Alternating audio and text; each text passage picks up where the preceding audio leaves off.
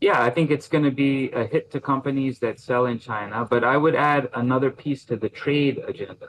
All of the Hmm. technology value chains that we're involved in, whether it's semiconductors, AI, chips, clean technologies, biotechnologies, these are all global in nature. And so when all of these tariffs are accounted for, they make it all the more difficult for US companies that are competing in those technology value chains to compete effectively. It's an unraveling of those competitive advantages that are essential to our long-term economic security. And that's the message that I want to make sure that we don't miss here. You can't win the tech war if you're fighting a trade war. I was looking at a note that you kicked out, writing the conduct of U.S. government policy itself is now the main source of risk to the U.S. economy and U.S. markets. Policy volatility seems to be the point. What is the point if the call's coming from inside the House? Well, the president and several of the cabinet secretaries have said expect to experience short-term pain for long-term gain, but they have not told us what the game plan is. What's the desired end state?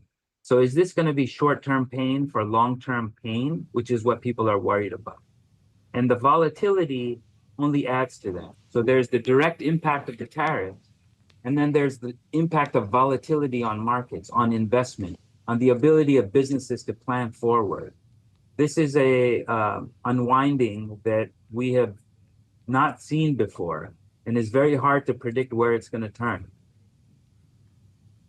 Do you believe Beijing when you hear fight to the end, or are they negotiating as well?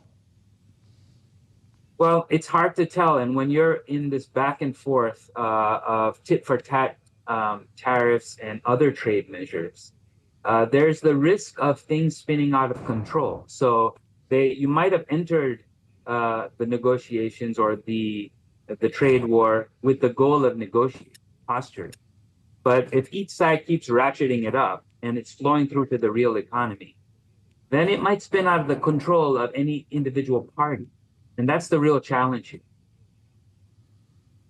If you fulfill the vision that some in the White House are trying to project here, namely Howard Lutnick, the Commerce Secretary, your former agency, we're going to have armies of Americans screwing in screws into iPhones, assembling products like that here in the United States. Not advanced manufacturing, quite the opposite in that case, the type of thing that is done in China and in other countries. Dan Ives suggests if that happens, an iPhone will cost you $3,000. Is that the type of vision that you share as well? Certainly not. I think that there's a problem with trying to go backward to a world like the 1950s or 60s or even earlier, when you'd have manufacturing in the US, but it's not competitive and it's labor intensive. Can we compete? We can't even compete on that basis. I would subscribe to a vision where we think of the most advanced technologies and the full range of skills that are needed to compete on those technologies.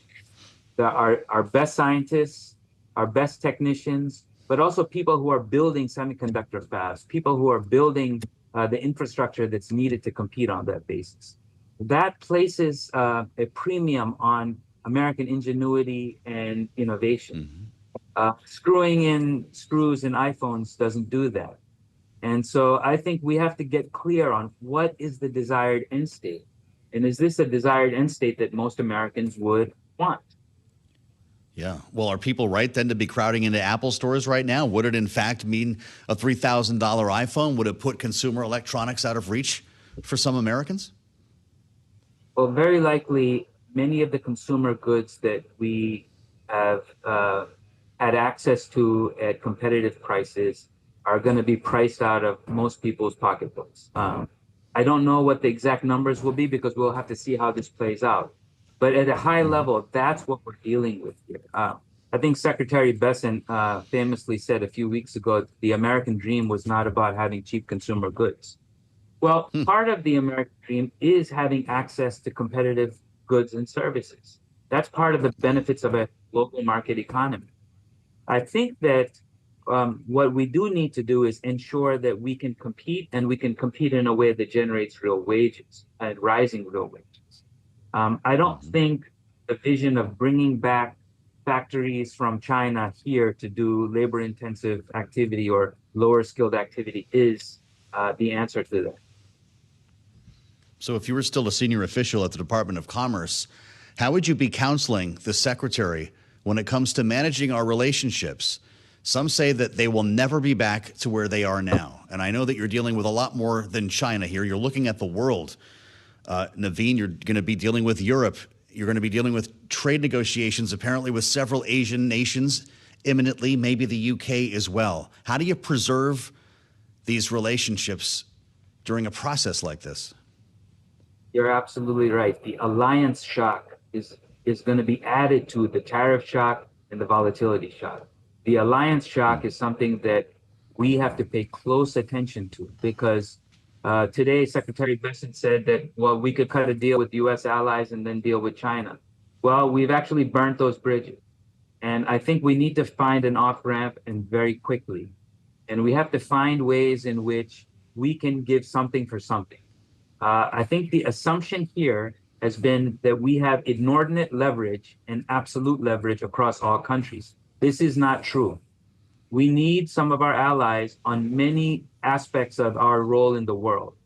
And so we have to find an off ramp, and we have to have a discussion about what is it they need versus what we need, pursuant to a long-term vision of the US and their allies sustaining technology advantages that are essential for prosperity.